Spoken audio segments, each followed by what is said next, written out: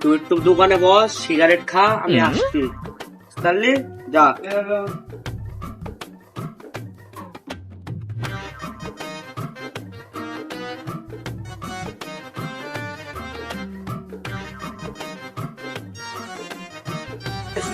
আসসালামু আলাইকুম চাচা।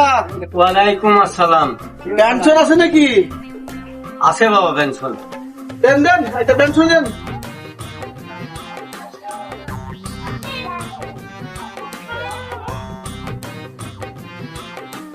সাথে একটা ম্যাচ দেন।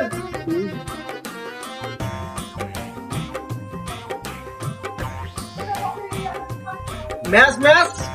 ওরে ছোট ম্যাচ দাও, ম্যাচ দাও।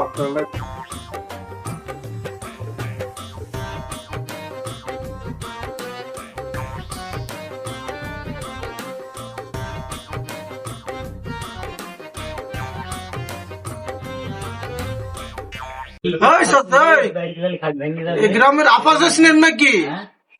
আফাজ আফাজ আফাজকে তো আমি চিনি বাবা, কিন্তু তুমি কোন আফাজকে খুঁজছো? আফাজ কিন্তু আমাদের পাড়ায় অনেকেই আছে, একটু ক্লিয়ার করে বলো। না, কোন মুসিবতে পড়লাম? শালা দেখে শুনে আসলাম, মূর্খ দোকানে আসলাম। আচ্ছা বাবা, তুমি যে আফাজকে খুঁজছো সে আফাজটা কি করে? আরে আফাজের মুখে একটু খোসা খোসা দাঁড়িয়ে আছে, আর একটু লুচ্চা টাইপের হবে, দেখতে যেন কেমন কেমন হবে। আরে কি আর করে তা জানি না, তবে একটু বদমাস টাইপের মনে হবে। আর একটা বিটি আছে, কি আর করার, বিটিকে দেখার জন্য আসছি। বাড়িতে আমার ঘন ঘন প্রস্তাব পাঠায়, আমি একটা স্মার্ট দেখে শুনে বিয়ে করতে হবে না?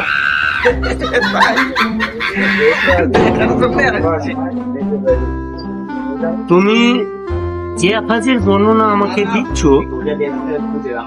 সেই বর্ণনা হিসাবে আমার সাথে মিলছে না বাবা। তুমি যে আফাজের কথা হয়তো, আমার যতটুকু জানি আর আমি যাকে চিনি আফাজ নামে, সে কিন্তু একটা খুব ভালো লোক। তুমি কি তার বিষয়ে কোনো তথ্য তুমি ভালোভাবে নিয়েছো, না তুমি তাকে চিনো যে তুমি এত বাজে দিয়ে পড়ছো তার বিষয়ে?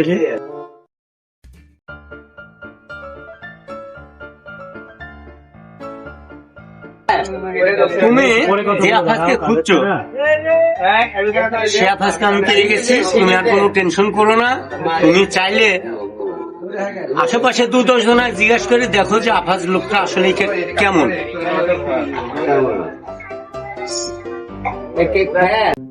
কিরে তোর হইলো এতক্ষণ লাগে কে? আসসালামু আলাইকুম বাবা। কি রে তো তুই যে যাই না বুঝে কোথায় লাগে এবার পারফেক্ট না পেয়েছি।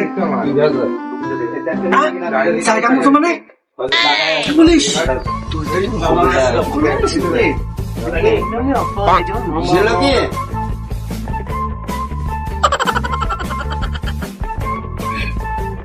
আসসালামু আলাইকুম আব্বা, কেমন আছেন? আব্বা আপনি আমি তো বুঝতে পারিনি না বাবা, আমি কোনো মাইন্ড করিনি। মানে আমার দুঃখ আর তুমি আর ব্যথা দিচ্ছ। না বাবা, আব্বা আমি সিগারেট খাই না। না বাবা, একটা খাও বাবা। আব্বা আমি সিগারেট খাই না আব্বা, এটা সব করে খাইছো না আব্বা, আমি সিগারেট খাই না। আরে বাবা, সমস্যা নাই, তুমি একটা খাও। আব্বা আব্বা আর তো বলো না আব্বা, না আব্বা আমি তো সিগারেট খাই না আব্বা, বাবা আমি তো না বাবা,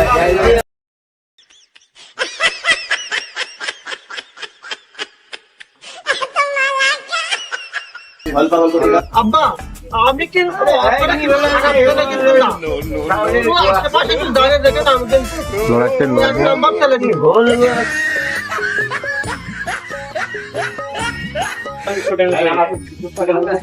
আমার একশো এই যাতে তুই বসো না তো বলে আপনি বুঝতেই পারেন মানে